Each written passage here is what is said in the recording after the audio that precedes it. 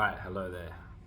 Today I want to talk about why living without an attachment to any sort of identity is really the feeling of true freedom. Because before we start to let go of identity, we cling to identity, we try to defend identity, and what happens is we find ourselves in situations which challenge all of these different identities.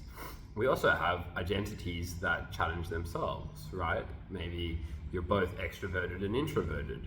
Maybe you're both mature and silly at the same time.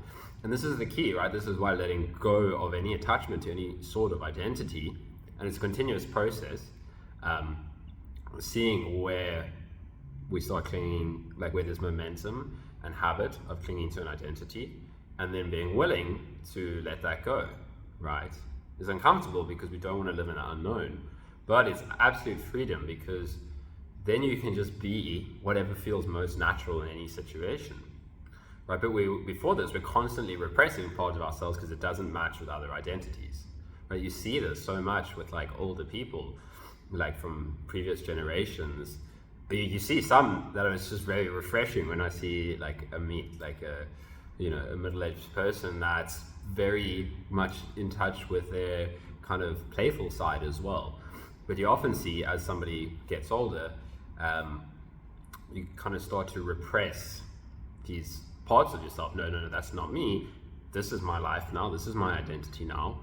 And when these energies want to come through, they're repressed. And then what happens is you actually get triggered by other people that express this, right? Somebody that lives in spontaneity and freedom and not giving a fuck energy. Your mind is going to say, no, that's wrong. That's dangerous. I don't like that, because you're not allowing that through yourself. So honestly, it's freedom to not have to be anybody. Don't try to be somebody. Don't try to be the spiritual one, the wise one, the one that's got it all together, the funny one. Just let it happen naturally, right? If that's what the moment calls for and that's who you want to be in the moment, then be it, right? You know, I used to struggle with this so much, and now it's just like a freedom where wherever life takes me, whatever group of people it puts me amongst or on my own or whatever, it's like it's a natural flow to allow yourself to be who you want to be in that moment, right? So there will still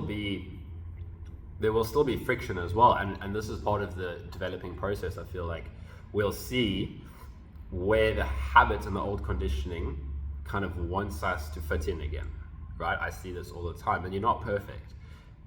So I see where I hang out with a group of friends, and you know, maybe that's what's called for in that moment, is sometimes we feel like we need to be something different to who we were being in another interaction.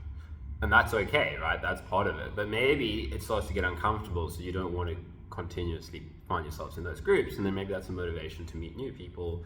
And but you don't have to resist what's happening in that moment. That's the thing, right? I mix with many different kinds of people, and maybe some I enjoy more, but the more I just open to like what is the most natural way to be open. And you're not doing it from the mind, that's the key, right? Angelo released a nice video recently on openness, and it's like openness doesn't come from managing in the mind, it comes from allowing yourself to open, to be seen, right?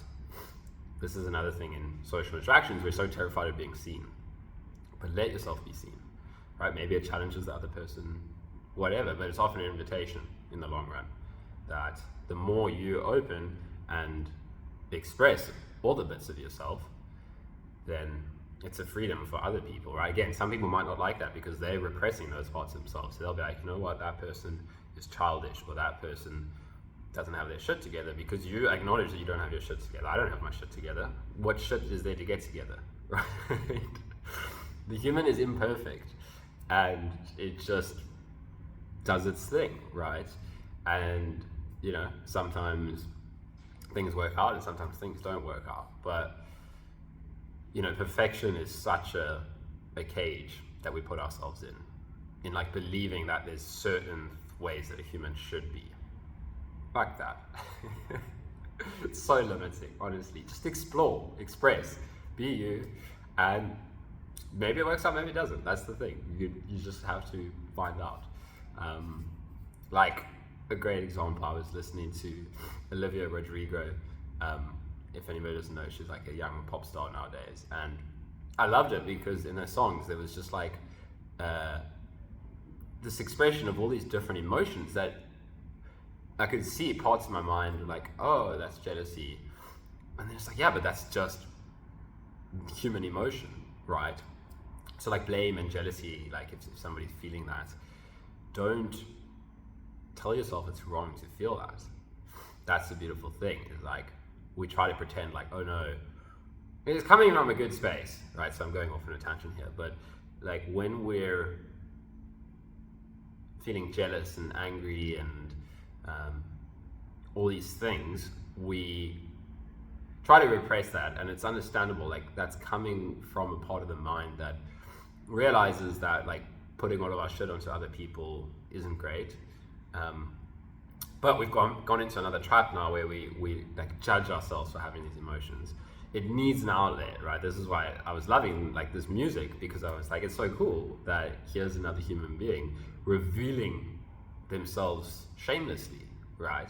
It's like this girl was singing, she went through a breakup and she fucking pissed about it and angry and hurt by the other person. And I was like, yes, that's genuine. That's what it feels like to be a human, right? And express that in a song. Like that's just an example, but that's what came to mind for me while listening to it. I could see like the programming that was like, oh, you know, like look how jealous she is. And it's like, yeah, cool, right? Jealousy is an emotion too. But you can start to have a more mature relationship with emotions like jealousy and blame. This is key.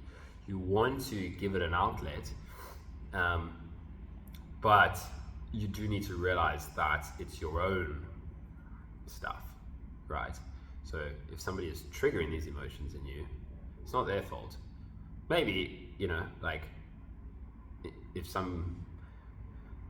there can be unhealthy relationships, right? And there can be dickheads in the world, right? So there can be people that, you know, make you feel things, but relationship is always kind of pulling out the juice. So that's kind of just what I wanted to say. It's like, there's no identity, there's just what's arising, right? If what's arising is jealousy, embrace that. If what's arising, you know, you don't have to be an asshole to somebody else, but, you know, acknowledge it. That's what you're feeling. And if you're feeling goofy and funny, let that out. And you kind of get a more natural flow with the environment. Like I can feel sometimes I'm in a silly mood, but then the environment I'm in doesn't really match. So you kind of, you know, it's just like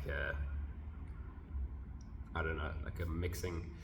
And then sometimes I'm like, this environment is very limiting, right? These people are very limiting. I don't want to spend all of my time here because I can feel like in this kind of setting, it is too uncomfortable to express other parts of myself because of, you know, other people's resistances and stuff. And again, you don't have to put that blame on them, but it can just be a conscious decision in yourself. Take that action where you can. And yeah, just always be open to like, what is this showing me? And it doesn't always, like non-resistance doesn't always mean staying in a certain environment, right? It can be not resisting that environment at the time, but embracing, seeking a new environment, right? Because there is so much to explore, right? So go out there and explore it. All right, all the best.